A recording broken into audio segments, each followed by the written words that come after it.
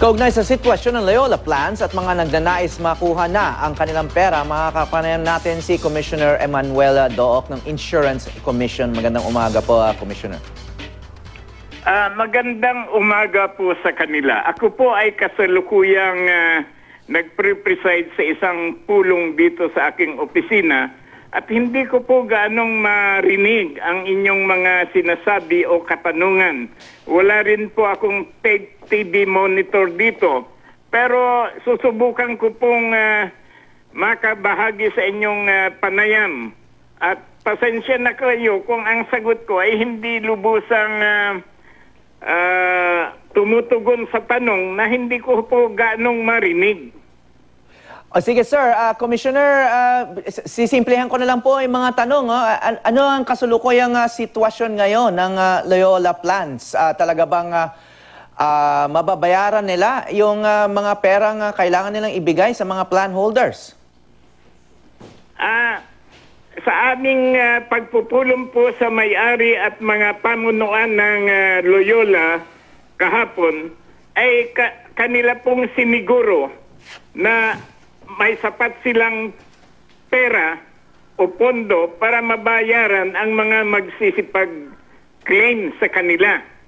Sa katunayan po ay ngayong umaga natanggap ko na po ang mga titulo ng mga ari-arian na kanilang ipapasok upang makatugon sa kanilang trust fund deficiency. Maliban po dyan, mayroon pa rin naman po silang cash at nagpasok pa sila ng 34 million pesos para makatulong sa pagbabayad ng mga claim. Dito po sa aming opisina ngayong hapon ay mayroon pong mga nag-file ng complaint na inaasahan namin na darating ngayon.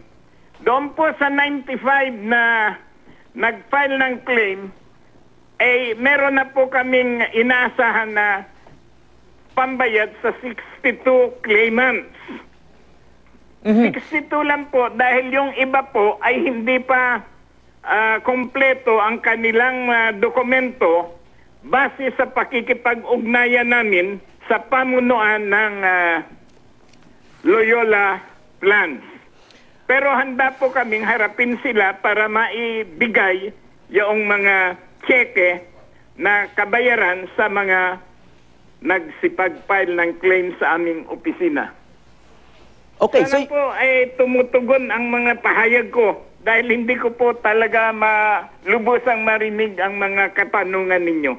Okay, tama naman po yung pagkaintindi nyo sa aming tanong. Sinasabi nyo, sir, yung mga cheque mismo manggagaling sa inyong opisina dahil sa inyo nagreklamo? Sa amin pong pakikipag-ugnayan sa Loyola, sinabihan ko pa ang pamunuan kahapon na sila ay pumunta ngayong araw at dalhin nila ang mga settlement checks. May proseso na po kaming inihanda dito. Meron po kaming numbering, queuing numbering, na makikita ng claimant kung pang-ilan sila sa aming siserbisyuhan.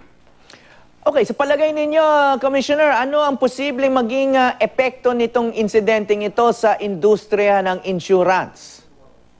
Pakiulit po. Ano ang posibleng maging epekto sa industriya ng insurance po?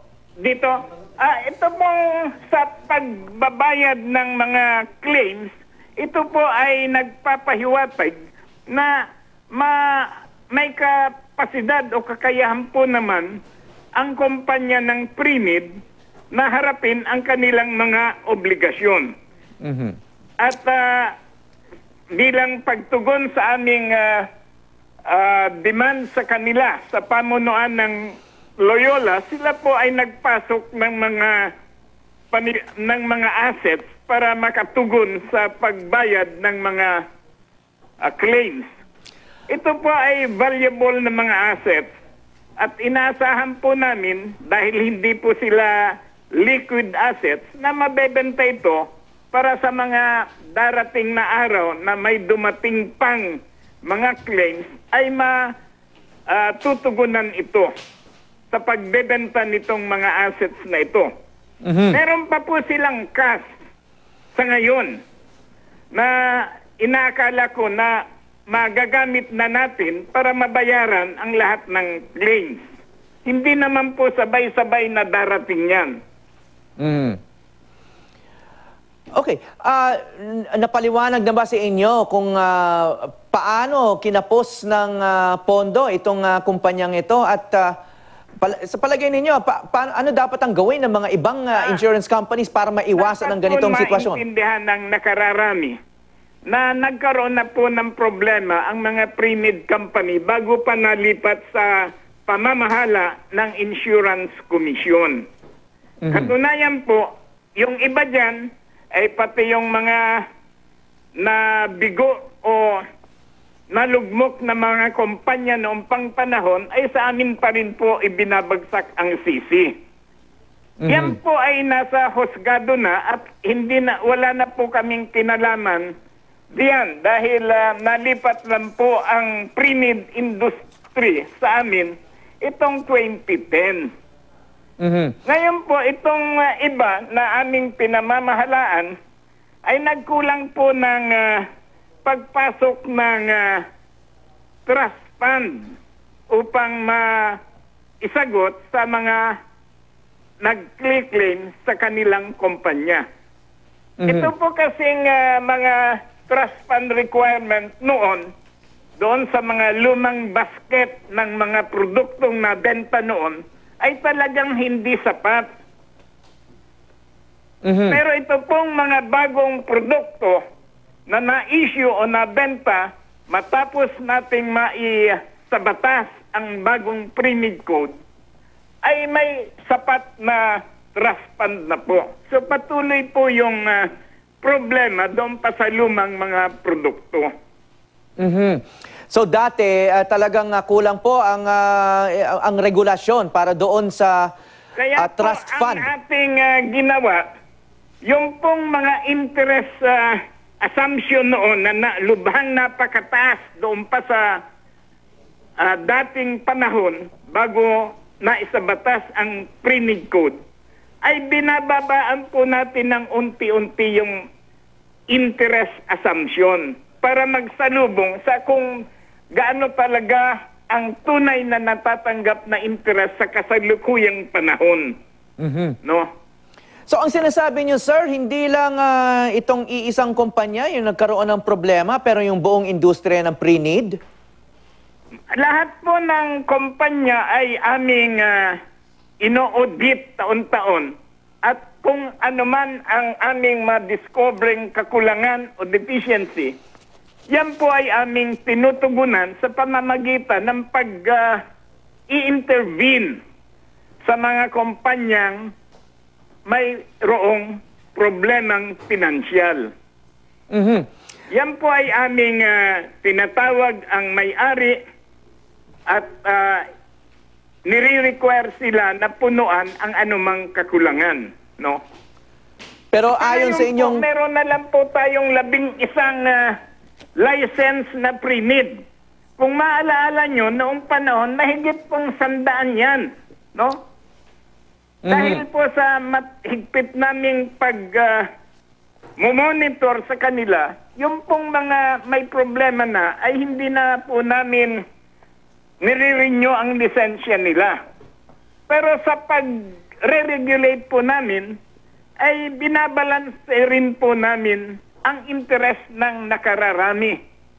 Sapagkat mahirap pong basta sarado ka ng sarado ng mga kumpanya na wala ng pagkakataon ang plan holders na makarecover pa ng kanilang investment. So pero kung sila naman po ay mabibigyan nyo ng kaunting panahon na makakuha ng bagong mamumuhunan o kaya makapag-raise sila ng kanilang sariling pondo at maibalik nila ang financial health and soundness of their company, ay in the long run, mas makabubuti po yon sa mas maraming plan holders. Okay, Commissioner. Kaysa wala na silang makuha kahit isang kusing, o kung may makuha man, ay napakaliit sa kanilang investment. Okay, Commissioner, maliban po doon sa Loyola Plans, doon sa 11 licensed pre-need companies na nabanggit ninyo, ilan pa ho doon yung may problema sa pinansyal? Sa ngayon po, hindi ko pa po kayo masasagot at yan po ay aming nire-repaso. Kausap po namin yung mangilan, yung sa katunayan po, marami po dyan ay malalakas, malulusog. Oho. At kung inyo pong titingnan, makikita nyo po sa aming website ang mga kalagayan o estado o financial condition ng lahat ng mga kumpanyang ito. Okay. Makikita nyo po yung wala ng lisensya. Okay. Pero 11 kumpanya lang naman itong mga pre-need companies. Mababanggit nyo ba yung sa palagay ninyo, yung malulusog pa para sa kaalaman ng publiko? Ako po, ayaw ko pong ma-interpret ito na nag-i-endorso ako ng particular na kumpanya. But offhand, andyan po ang St. Peter, PhilPlans, Eternal Life. Marami pa po. Pasensya na po at hindi Okay. ko po mapapangalan ng lahat. Pero makaasa po kayo. I-check nyo po ang website. Kung may duda kayo, we are willing to receive your call.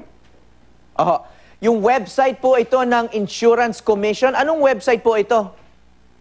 Yung website sa ito po, www.insurance.gov.ph. Okay. Ulitin ko po,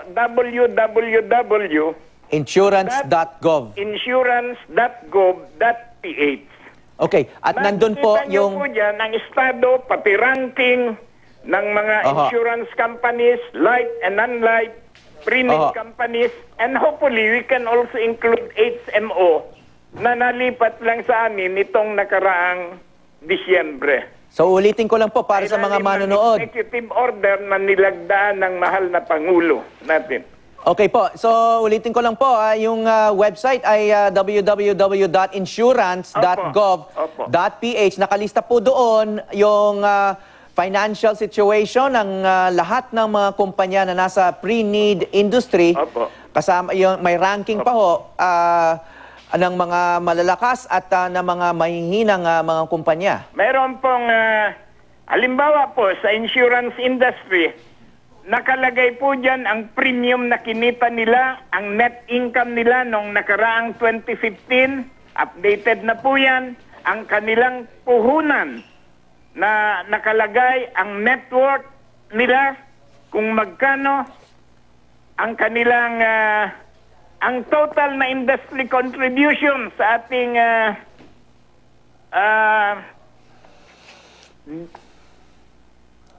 ekonomiya. Opo. Makuha na po. Tinaasa na po natin ang net worth o kapital ng mga insurance industry.